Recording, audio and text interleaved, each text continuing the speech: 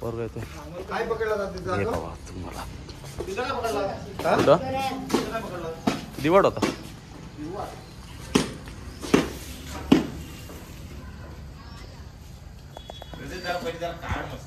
काढ रे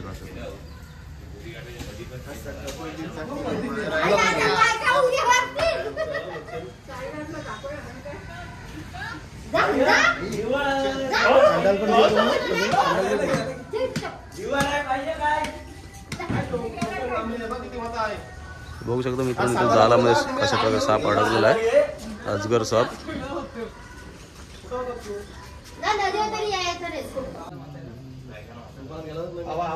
नाही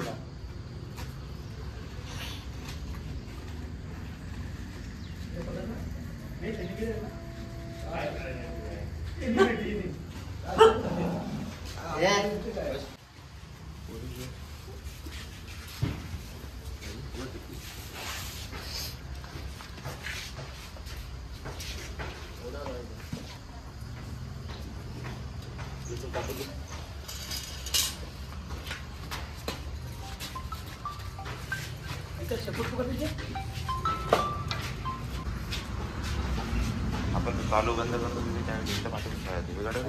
देवीगड आजगर आहे देवीगड खाली नदीवर पटकन लय मोठा आहे नदीवर नका नाही पाठवून हा का नाही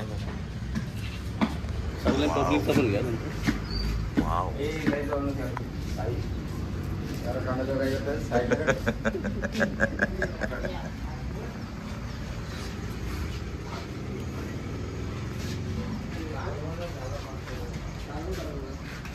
मगर घेऊन येते हिला काय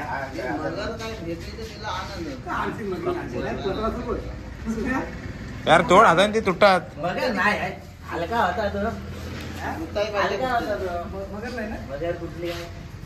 बॅग पण आणते नको नाही का सिमेंटची बनवून रोशन ए सुमेधा हे जर चंद तिथं पाठीमागे त्या सिमेंटच्या वर टाकलेले आहेत तिथं पाठीमागं ते आपलं कलिंगड असं तिथं आहे का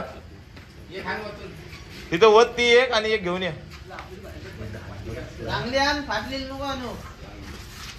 मस्त आहे ना रोशन हा सोड घे पोहा पोहा पोहा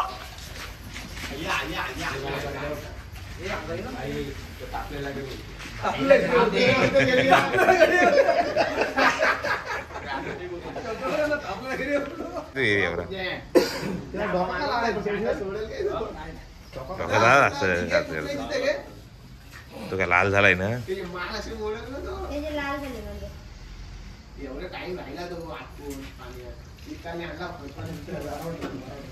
बोल आता बोल आता बोल चांगला काम केला विकास खंडागले यांनी काय केला काय मगर लागली घालायला कशी लागली काय करायचं मगरी होता आल्या मोठे आल्यात या मोठ्या किरण मोरे पत्रकार माहितीचा अधिकार 50 किलोची पकड. तालुका ते पोराला दाखव इकडे इकडे पटकन इकडे बघूया लवकर जा लवकर पुढे जा धरता तिची शेपटी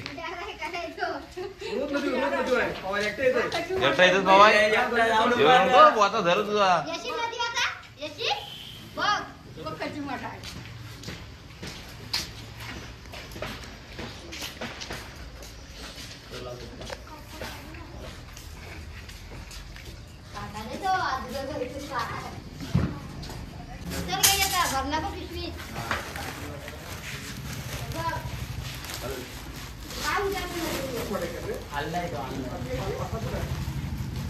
काय ना रे पोटात संध्याकाळी तिसऱ्यांदा लागला असतो तर राजभर काय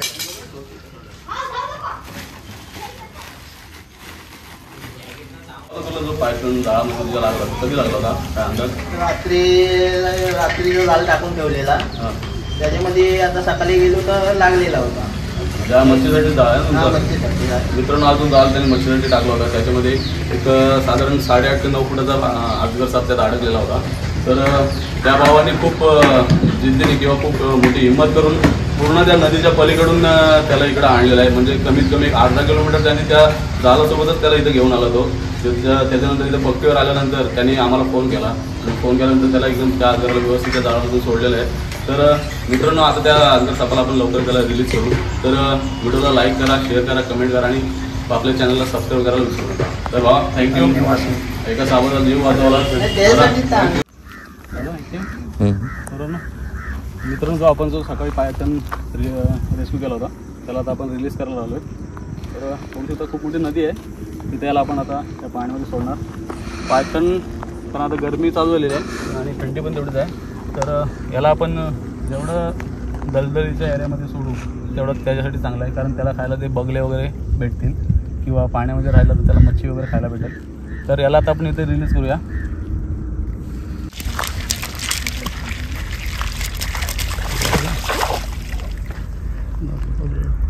पुढे